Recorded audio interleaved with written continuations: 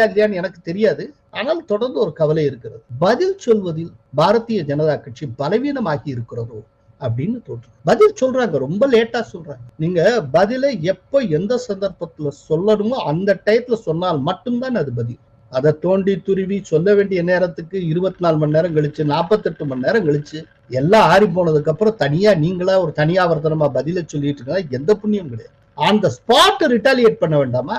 இன்னைக்கு ராஜ்நாத் சிங்கை பத்தி நீங்க பேசுறீங்களே, அன்னைக்கு மம்தா பானர்ஜி கேஜரிவாலும் பேசினப்போ மல்லிகார்ஜுன கார்கேயை நீங்கள் ஏன் பிரதமர் வேட்பாளராக ஆக அனுமதிக்கவில்லை அப்படின்னு கேட்டிருக்கணுமா இல்லையா? ஒருத்தருமே கேட்கலையே. ஆக்சுவலா பிஜேபியினுடைய ஒரு ஒரு தாமதம் இல்லாட்டி பதில் சொல்றது அது காட்டுகிற பலவீனம். இதை வச்சுட்டு தான் இன்னைக்கு ராகுல் காந்தி சர்வை பண்ணிக்கிட்டு உடனே திருப்பி சாத்தினா அநேகமா ராகுல் காந்தி கேள்வி கேட்பதையே நிறுத்தி விடுவார். அதை பிஜேபி விரைவில் செய்ய வேண்டும்.